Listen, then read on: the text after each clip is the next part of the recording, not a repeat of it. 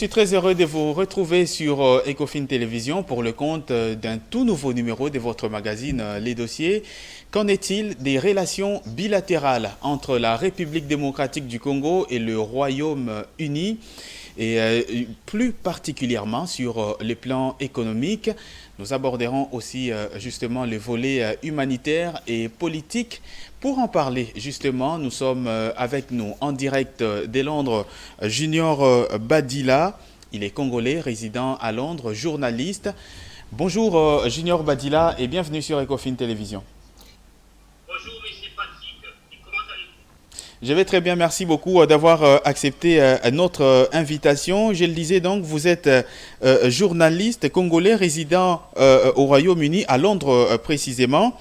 Avant d'entamer le sujet, le fond justement de notre émission, vous avez mis en place une organisation que vous avez appelée CD Return. Dites-nous un peu en quoi consiste cette organisation qui réunit pratiquement la diaspora congolaise et africaine aussi, si possible. Merci monsieur Patrick Lumbala de m'avoir invité au plateau de Ecofin TV. Ça fait bientôt 8 ans que CD Return existe. CD Return, en anglais, ça veut dire Congolese Diaspora Returning, c'est-à-dire les Congolais de la diaspora, particulièrement du Royaume-Uni, qui regagnent, qui sont en contact, qui regagnent ou qui sont en contact régulier avec leur pays d'origine, qui est la République démocratique du Congo. Ça fait bientôt 8 ans que nous avons lancé cette plateforme. C'est l'équivalent des think tank, un réseau des Congolais professionnels. Et peut-être vous me poserez la question de savoir pourquoi ces réseaux des Congolais professionnels existent.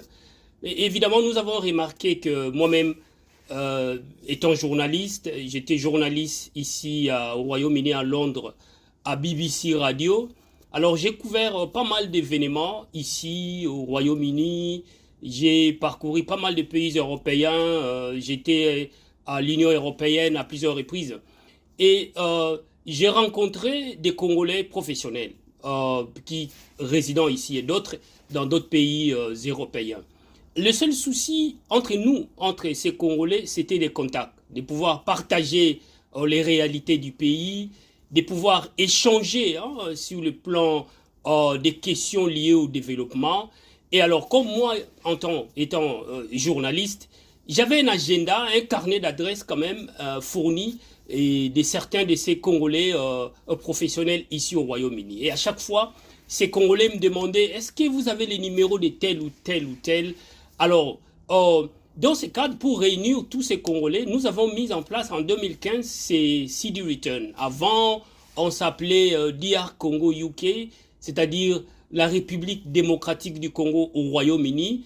Mais nous avons changé pour devenir CD Return, c'est-à-dire Congolese Diaspora Returning, CD Return. Ce qui veut dire que c'est une organisation qui réunit uniquement des Congolais. D'autres Africains ne sont pas dedans? C'est uniquement pour les Congolais. Alors nous travaillons avec bien d'autres partenaires, d'autres Africains. Nous avons des Ghanéens, des Nigérians et aussi des autochtones anglais, britanniques, qui travaillent avec nous dans le cadre de certains projets du développement. Comme vous savez, nous vivons dans un environnement global. Vous ne pouvez pas être seul, singulier, juste rester entre vous. Alors nous avons remarqué que il y a bien d'autres Africains ou partenaires européens, britanniques, autochtones, qui étaient intéressés à nos projets, à nos contacts, à tout ce que nous faisions. Alors, ils ont voulu être amis, partenaires des CD Return. Donc là, merci pour cette question. Nous avons des Ghanéens. Nous avons un jeune Ghanéen qui a une entreprise de communication et puis d'études en ligne. Donc, et il veut notamment venir au Congo pour essayer de tenter son expérience au Congo. Donc voilà, des Congolais, c'est une plateforme, un think tank des Congolais professionnels, mais nous avons d'autres partenaires qui ne sont pas que Congolais. Justement, cette organisation, est-ce que vous avez déjà eu à être en contact avec les autorités congolaises, notamment au niveau du Royaume-Uni, avec notre représentation en Angleterre? Est-ce que vous avez eu déjà à avoir des contacts comme ça avec les officiels congolais pour pouvoir vous faciliter certaines tâches dans ce sens-là? D'abord, les travail de base a été fait au niveau des autorités locales ici. Ça, c'est le travail de base, c'est-à-dire, avant de sortir de votre propre milieu, vous devez avoir la base, les racines solides. Donc, c'est ce que nous avons fait comme première stratégie, c'est-à-dire avoir une base solide au niveau des autorités locales, sur le plan de l'enregistrement, sur le plan officiel. Nous avons mené pendant 3 ans une campagne, une promotion, un marketing au niveau des autorités ici. Et il y a eu un vaste travail de réseautage, des réseaux, des contacts qui a été fait. C'est-à-dire, d'abord, nous faire enregistrer. Donc, CD Return, c'est une entreprise qui est enregistrée ici au Royaume-Uni. Alors, nous avons organisé des activités avec des membres des parlements britanniques qui ont fait partie de certains de nos activités.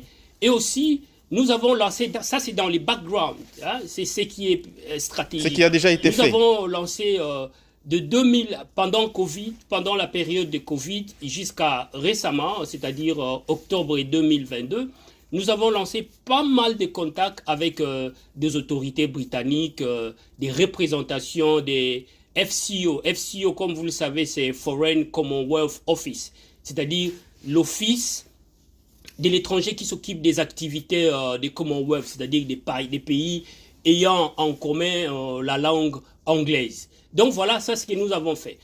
Alors, pour répondre à votre question, nous sommes reconnus au niveau de notre représentation, c'est-à-dire l'ambassade britannique ici.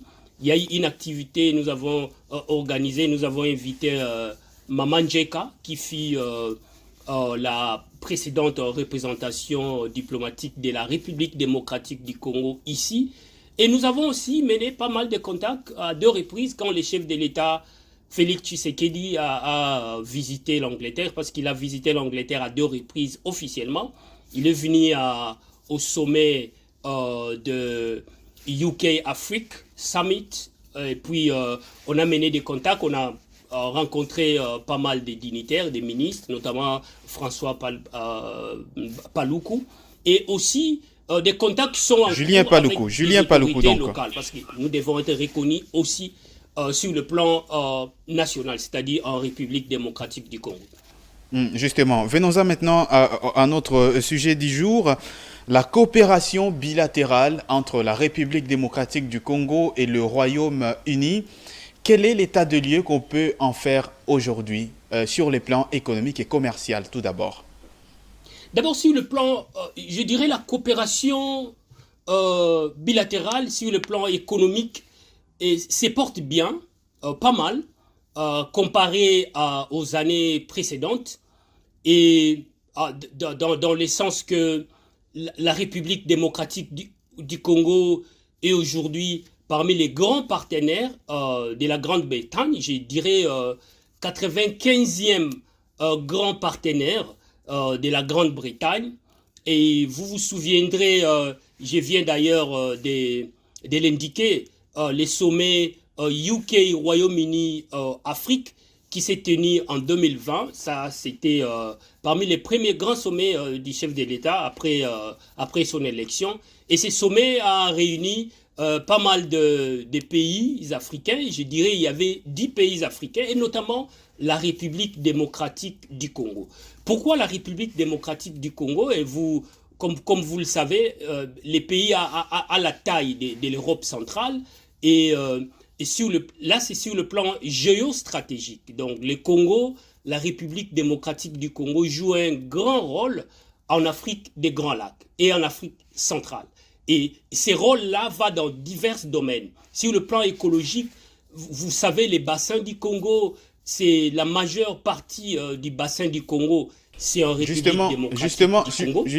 justement, Monsieur Junior, nous allons en arriver à la question liée à l'environnement avec justement la conservation du bassin du Congo. On sait que le Royaume-Uni en tout cas, est très préoccupé par la situation environnementale. Mais restons d'abord dans la coopération économique et commerciale. Vous avez dit que la République démocratique du Congo est 95e grand partenaire du Royaume-Uni sur ce plan-là, en tout cas. Mais la réalité sur le terrain, c'est que le Royaume-Uni, comparativement à la France, à la Belgique, est très peu présente en République démocratique du Congo sur ce plan-là. Qu'est-ce qui peut l'expliquer? Moi, je dirais, peut-être quand on voit les grands partenaires sur le plan économique, généralement en matière des États, c'est lié à la politique. Ces grands pays, vous avez cité la France, l'Allemagne et la Belgique. Et même les États-Unis d'Amérique. Et les États-Unis d'Amérique aussi, merci. Ils sont beaucoup plus présents dans les deux volets, sur le plan politique et sur le plan économique. C'est-à-dire, leur volet diplomatique fait en sorte qu'ils soient présents dans plusieurs domaines et fait en sorte que les communs de mortels, les citoyens lambda ou les médias leur fait ressortir comme quoi ce sont des grands partenaires. Je vais vous donner des faits. Vous savez, la totalité des biens et services sur le plan de l'import et export au Royaume-Uni, ça c'est les récents rapports qui a été publié, je crois que ça a été publié il y a de cela 2 semaines, parce que généralement les Royaumes-Unis ont un rapport, c'est même publié au site de l'ambassade britannique. Chaque 4 mois, de façon trimestrielle, ils font les rapports des échanges économiques avec leurs partenaires. Et ces rapports est publié officiellement, les détails sont publiés au niveau du site de l'ambassade britannique et les gouvernements britanniques publient les rapports de ses partenaires. Alors, les récents rapports attestent que au dernier trimestre, et ça c'était au décembre de l'an dernier, les rapports, c'est-à-dire l'import-export entre le Royaume-Uni et la République démocratique du Congo a représenté à peu près 700 millions de dollars, donc pendant 3 mois. 700 millions énorme, c'est énorme quand même. Cela montre déjà qu'il y a eu un accroissement par rapport à la même période, un accroissement de 62%, ça c'est attesté, c'est prouvé, un accroissement de 62% par rapport à la même période, mais en l'an 2021. Et là, ça montre déjà que non, voilà, il y a un progrès en matière économique, en matière des relations économiques entre les deux pays. Et vous savez, par rapport au Brexit aussi, quand le Royaume-Uni a décidé, suite à un référendum, de sortir de l'Union européenne, l'objectif était justement de pouvoir ouvrir les marchés britanniques aux autres partenaires hors européens. Vous savez, quand on dit hors européen, l'Asie, vous avez la Chine, c'est déjà un grand marché qui est déjà en Afrique. Vous avez l'Inde, c'est aussi un grand marché des milliards de consommateurs qui est déjà en Afrique. La Turquie aussi qui a une partie en Asie, une partie en Europe. Donc, quand l'Angleterre ou le Royaume-Uni ouvrait son marché aux partenaires hors européens, le Royaume-Uni s'est focalisé sur le marché africain. Et sur le marché africain, ils ont des partenaires traditionnels comme le Nigeria, le Ghana, l'Afrique du Sud, la Tanzanie et le Kenya. Maintenant, le Royaume-Uni, après le Brexit, pendant le Brexit, donc, allait vers des partenaires qui ne sont pas traditionnels, c'est-à-dire hors réseau. Il y a la République démocratique du Congo, qui est un grand pays, il y a aussi le Mozambique, il y a aussi l'Angola. Donc voilà, il y a un progrès sur le plan économique par rapport à votre question. Il y a un progrès notable qu'il faut quand même s'en féliciter. Justement, un progrès notable dans l'import et l'export notamment, mais sur les plans de l'implantation notamment des entreprises britanniques en République démocratique du Congo, on sent qu'il y a encore une sérieuse faiblesse. Ici en RDC par exemple, les entreprises britanniques qui sont en tout cas connues, on sait que Vodacom, qui est cette entreprise de télécommunications est une entreprise sud-africaine qui est une filiale détenue à 64% par Vodafone, qui est une entreprise britannique. On peut parler également de Glencore, qui est une entreprise minière anglo-suisse. Mais sur les terrains, en tout cas, on sent qu'à part ces deux entreprises-là qui sont connues, entre guillemets, on n'a pas d'autres entreprises vraiment britanniques qui sont installées en République démocratique du Congo. À titre comparatif, la France aujourd'hui, qui n'a pas, qui, sur les terrains, a pratiquement 28 entreprises implantées en RDC. Comparativement au Royaume-Uni, il y a quand même un fossé et il faut le reconnaître. Bonne question. Je vais vous donner des faits. Vous avez cité Glencore, qui est une entreprise britanno-suisse. Ça, c'est un élément. Mais vous savez, en matière d'investissement, le Royaume-Uni a une culture et a des principes, comme on dit compliance, a une culture et a des principes. Donc, quand vous savez que la République démocratique du Congo était sur la liste rouge, il y a de cela, il n'y a pas longtemps, et à cause de la guerre qui a sévi et qui sévit jusqu'à aujourd'hui. Et la République démocratique du Congo était sur la liste rouge des pays où il était dangereux de pouvoir commercer avec. Et investir. Alors, même Glencore, je vous signale d'ailleurs, même Glencore à un moment donné a eu des problèmes parce que les modes opératoires de Glencore étaient fustigés, vous le savez, étaient fustigés par les lobbies britanniques. D'ailleurs, son fondateur, pour ne pas vous couper, a eu beaucoup des problèmes, des soucis judiciaires dus notamment aux évasions fiscales et tout ce qui va avec. Non seulement évasion fiscale, vous savez, les modes opératoires de Glencore, il y a eu d'enfants qui ont été utilisés, comme on dit, le labor market, il y a eu des jeunes enfants qui ont été utilisés et l'exploitation, les modes opératoires étaient fustigés par les lobbies britanniques et par l'opinion publique britannique. Et alors, vous savez, l'opinion publique joue un grand rôle en matière de politique de gestion et en matière de gouvernance au Royaume-Uni. Alors, le Royaume-Uni tient compte de la bonne gouvernance, non seulement des entreprises, mais de la bonne gouvernance des États qui reflètent la bonne gestion des entreprises. Donc, Glencore a été fustigé. Donc, c'est ce qui a constaté quand même un rapport qui a consisté à ce que certains entrepreneurs britanniques puissent être un peu slow, comme on dit en anglais, prendre un peu de recul pour pouvoir s'engager en République démocratique du Congo. Depuis l'AFDL en 1997, jusqu'à récemment, le Congo était à la liste rouge, comme vous le savez. Donc, c'est maintenant timidement qu'on voit qu'il y a une reprise des relations avec la Grande-Bretagne sur le plan économique. Et vous savez, il y a aussi un autre élément.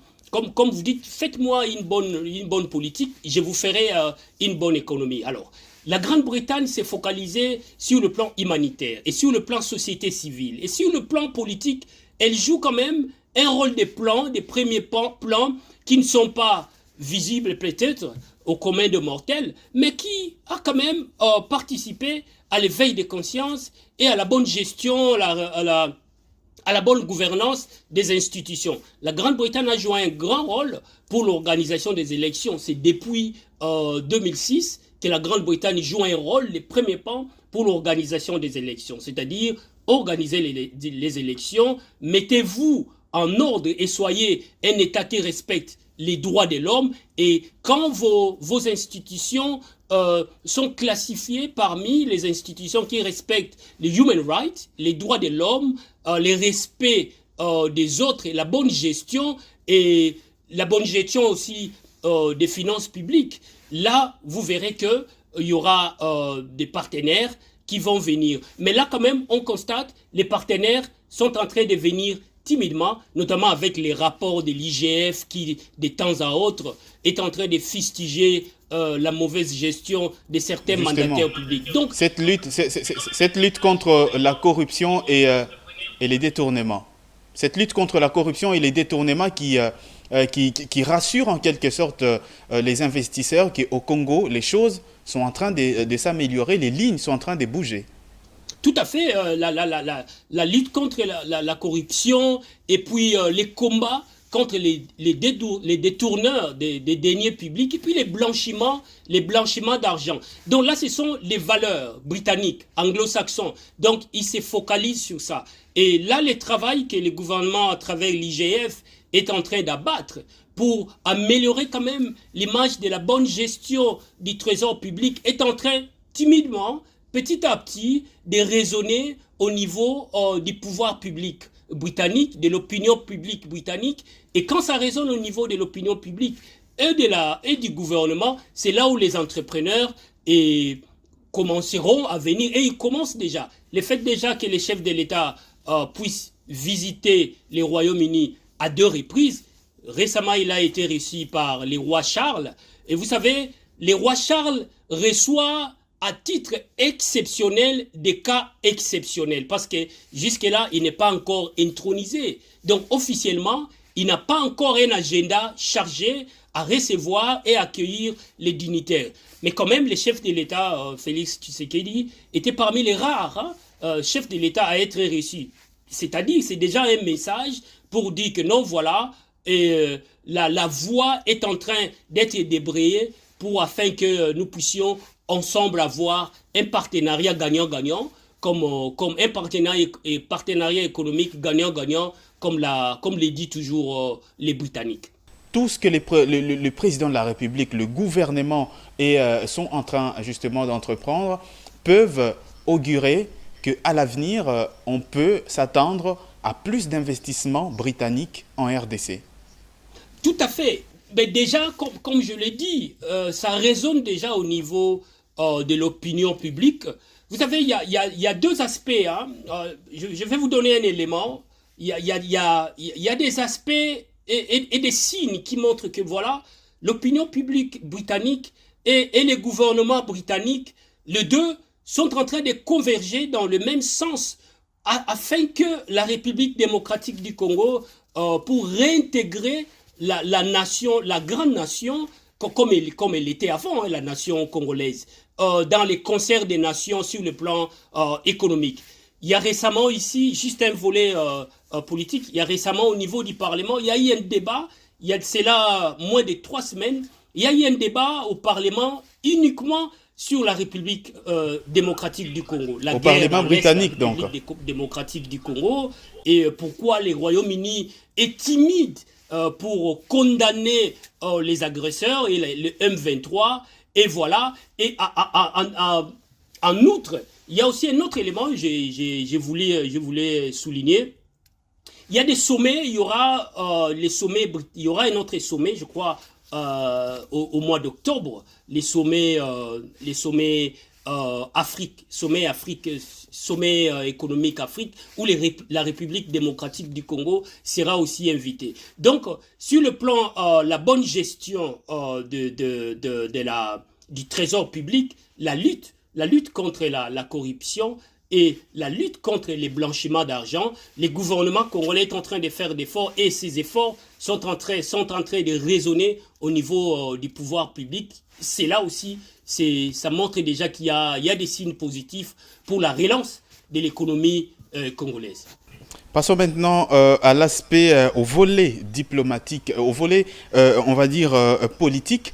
On sent que le Royaume-Uni, vous allez essayer de l'épingler, est beaucoup, en tout cas présent, et joue un grand rôle dans la sphère politique en République démocratique du Congo, avec notamment le soutien à l'organisation des élections. Quel état des lieux on peut en faire aujourd'hui, ces relations bilatérales sur les plans diplomatiques, sur les plans politiques, je vais dire, entre la RDC et le Royaume-Uni?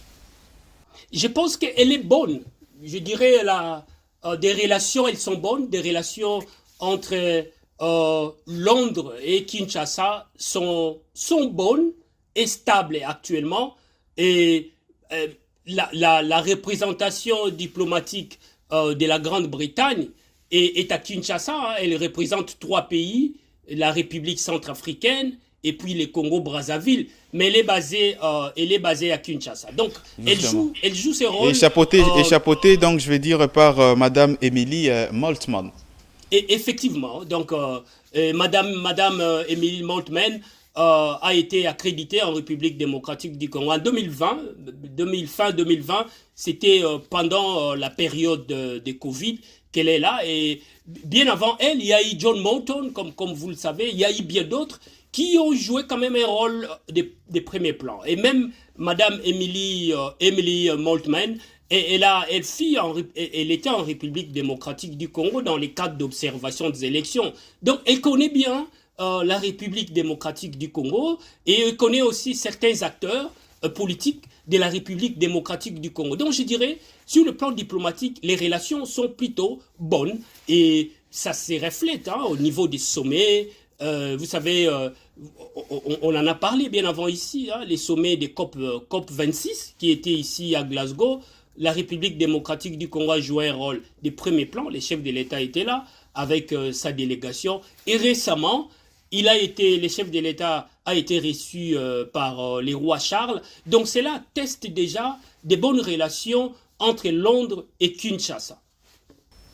Et aujourd'hui, justement, parce que vous dites que les bonnes relations entre Londres et Kinshasa sont perceptibles, aujourd'hui, il y a des voix qui s'élèvent, particulièrement en République démocratique du Congo, pour réclamer à ce que le pays puisse intégrer les Commonwealth. Quelle est votre lecture par rapport à cela? Ça, c'est un bon élément, une question pertinente. D'abord, pourquoi les voix s'élèvent pour que la République démocratique du Congo intègre Commonwealth?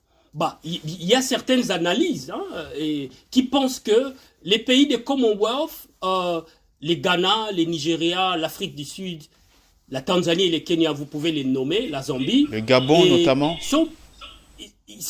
Les Commonwealth jouent un vecteur de développement.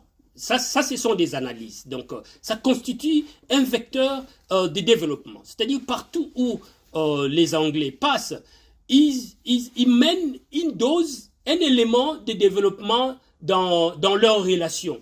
Et ça se reflète au niveau de leurs anciennes colonies ou des pays de Commonwealth.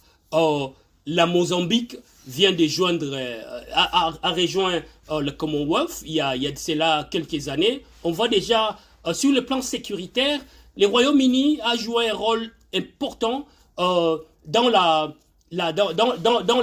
lutte contre les terrorismes.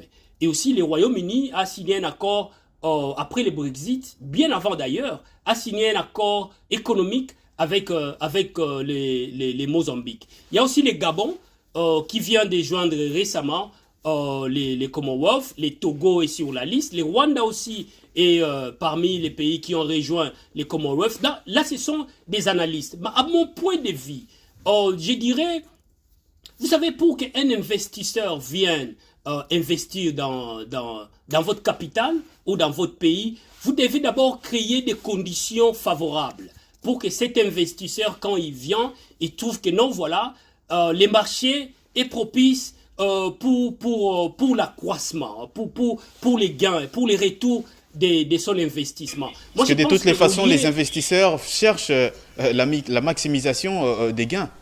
Tout à fait, tout à fait. Moi, je pense qu'au lieu de se focaliser sur comment joindre Commonwealth, peut-être ça va résoudre nos problèmes, nous devons d'abord, comme ça s'est fait actuellement, comme les gouvernements et certaines institutions sont en train de le faire maintenant, essayer de créer ces bonnes conditions. C'est-à-dire lutter contre les blanchiments des fonds et la lutte contre la corruption, la bonne gestion et l'organisation des élections. C'est depuis 2006 que la République démocratique du Congo organise des élections.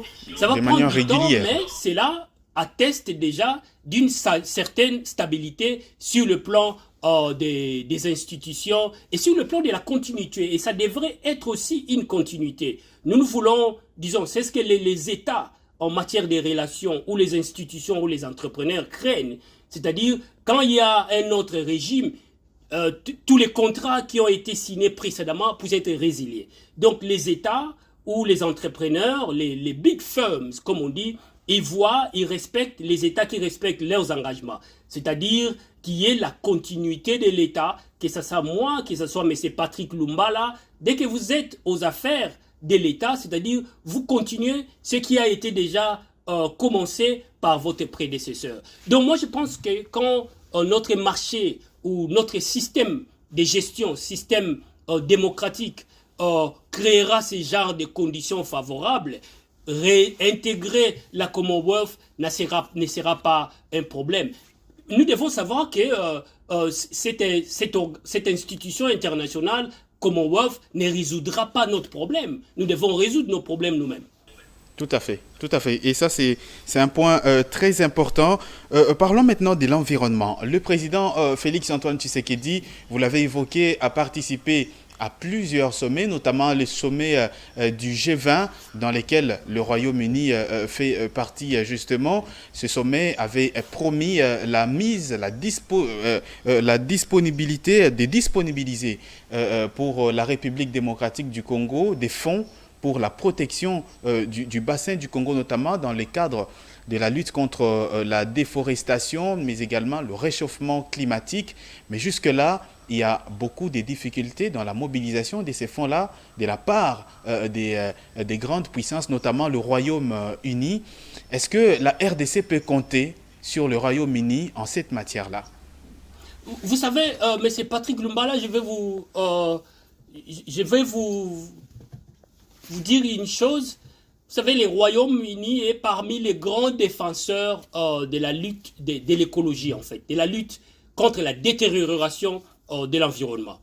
D'ailleurs, le roi Charles III lui-même est c'est depuis d'ailleurs qu'il était prince, depuis longtemps qu'il jouait, il joue jusqu'aujourd'hui, un rôle important dans la lutte pour la préservation de l'écosystème. Donc, le Royaume-Uni joue un rôle de premier plan. Mais comme vous le savez, tous les sommets de l'environnement, depuis les sommets de Copenhague, je crois en 1990, les sommets de Paris, les accords de Paris et de Glasgow, même les accords de Sharm el-Sheikh, c'est-à-dire en Égypte, ce sont les partenaires qui décident de venir en aide ce sont les pollueurs en fait, qui décident de venir en aide aux pays victimes. Et la République démocratique du Congo, avec son grand bassin du Congo, est un pays victime. Donc le Royaume-Uni ne joue pas seul. Le Royaume-Uni attend d'autres partenaires de pouvoir aussi mettre la main dans la pâte pour débloquer cette enveloppe qui a été déjà promis depuis l'accord de Paris. Il y a les États-Unis qui ont accepté, il y a le Canada et la Russie qui ne joue pas un rôle de premier plan, la Chine aussi qui est un peu slow, un peu timide à pouvoir décider, mais il y a aussi d'autres partenaires comme Bill Gates Foundation aussi, et parmi là Jimmy Carter Foundation. Donc il y a plusieurs partenaires qui ont décidé de pouvoir, en tant que faisant partie du pays pollueur, de venir en aide aux pays victimes. Donc moi je pense que le Royaume-Uni fait aussi pression à son niveau afin que cette enveloppe ou cette aide qui a été tant promis aux pays victimes, la République démocratique du Congo y est fait partie, pour que cette enveloppe soit développée. Mais déjà le Royaume-Uni joue déjà un grand rôle de premier plan au bassin du Congo, bien avant d'ailleurs les accords de Paris et bien avant d'ailleurs les accords de Glasgow. Il y a un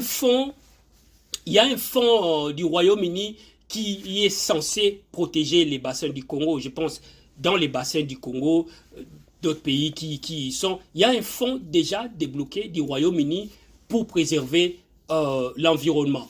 Je crois que ces fonds servent à la préservation des espaces du parc de Virunga, déjà, et puis d'autres parcs que nous avons, Virunga, Salonga, et puis d'autres parcs de Garamba, qui d'aucuns d'ailleurs ne connaissent pas. Et justement, nous sommes pratiquement arrivés à la fin de cette émission. Pour terminer, on va parler du volet humanitaire. Qu'est-ce qu'on peut dire aujourd'hui sur l'intervention du Royaume-Uni en République démocratique du Congo au plan humanitaire? vous savez, les Royaumes-Unis étaient un grand donneur au Royaume-Uni, en République démocratique du Congo. Je pense qu'il est le premier pays donateur d'aide humanitaire en République démocratique du Congo. On parle des élections, peut-être l'observation, c'est-à-dire la formation des observateurs électoraux. Les Royaumes-Unis est là. Et puis quand vous allez à Goma, à Goma, à l'est de la République démocratique du Congo, les déplacés de l'est, les Royaumes-Unis jouent un rôle important, et l'intégration des jeunes filles aussi, la lutte contre les abus, notamment les abus sexuels, les Royaumes-Unis jouent un rôle de premier plan. Et vous savez, à chaque fois qu'on souligne l'aide humanitaire, moi ça, en fait, ça fait longtemps, ça fait 23 ans que j'ai vécu au Royaume-Uni. Je vois comment l'opinion publique britannique est contre l'aide humanitaire. L'opinion publique britannique, en général, fait en sorte que les partenaires, c'est-à-dire les accords économiques, soient des premiers plans. Au lieu que nous puissions toujours relayer, c'est-à-dire à la manne qui viendra de Londres, mais qui est les accords gagnants-gagnants entre la République démocratique du Congo et le Royaume-Uni. Moi, je pense que les accords économiques vont faire en sorte que la République démocratique du Congo puisse aller de l'avant, puisse organiser sa société et puisse toucher en fait la vie sur le plan social des citoyens congolais. Juste un élément, je vais souligner qu'en matière d'import-export, vous savez, il y a les produits des commerces, comme on dit, commodity, les produits de base que nous les Congolais, nous envoyons au Royaume-Uni, les minéraux. Et puis il y a les pétroles bruts et les minéraux. Et la République démocratique du Congo aujourd'hui est parmi, comme vous le savez, mais c'est Patrick Lumumba, est parmi les grands pays exportateurs ou producteurs de minéraux, notamment les lithium, les cobalt. Donc voilà, si ces partenariats gagnant-gagnant économiques entre Londres et Kinshasa arrivent à son point, s'améliorent, moi je pense que la République démocratique du Congo ne s'attellera pas sur l'aide. Nous ne sommes pas un État qui relaye ou qui se focalise sur l'aide pour son propre développement. Il y a plusieurs éléments qui véhiculent le développement, plusieurs éléments qui véhiculeront le développement de la République du Congo en dehors de l'aide. Justement, comme le maréchal Mobutu le disait très bien, le Zaïre, actuellement, la République démocratique du Congo, n'est pas un pays qu'il faut aider. C'est un pays qui cherche simplement des partenariats justes et équilibrés. Merci beaucoup, Monsieur Junior Badila, d'avoir été avec nous aujourd'hui dans les dossiers sur Ecofin Télévision. Merci, M. Patrick Lumumba, de m'avoir invité à Ecofin TV. Et un dernier mot avant de terminer, je l'ai dit dans l'introduction, vous êtes fondateur d'une radio. Parlez-nous un peu de cette radio en 20 secondes et puis on ne sait pas. J'ai une radio, comme vous le voyez ici. Je suis fondateur d'une radio AUK Radio. Ça fait 10 ans que ces radios existent au nord-est de Londres. Et ça sert une communauté jeune, des jeunes beaucoup plus britanniques. Et ces radios forment aussi de jeunes journalistes, des jeunes communicateurs. Nous travaillons avec les gouvernements britanniques, nous travaillons avec quelques institutions publiques britanniques dans notre région, là où nous sommes. Et ça a été un challenge, comme on dit, de pouvoir lancer cette plateforme. Mais après, quand même, nous avons bénéficié de l'assistance de l'État parce qu'ils ont vu la valeur des AUK Radio.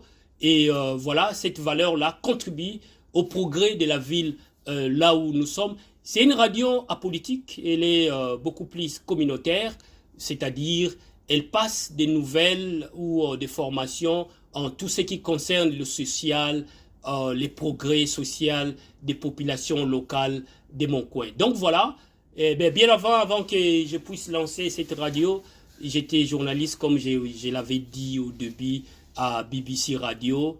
Et après, il y a eu Il y a eu un congé technique des agents de l'État. Ça, c'était en 2008-2011, pendant la période de la crise financière. C'est après là voilà, moi avec un partenaire qui est d'origine nigériane, nous avons quand même décidé difficilement de pouvoir continuer à servir notre audience que nous avions à l'époque à travers cette radio. Merci beaucoup, Monsieur Junior Badila. Je rappelle, vous êtes congolais résident au Royaume-Uni et plus précisément à Londres. Merci infiniment d'avoir accepté donc notre invitation aujourd'hui. Merci Patrick Lumba de m'avoir invité. Merci à vous également d'avoir suivi cette émission. Nous sommes arrivés complètement à la fin. Je vous donne rendez-vous très prochainement sur votre télévision pour le compte de ce magazine Les Dossiers. D'ici là, portez-vous bien et très bonne suite de nos programmes.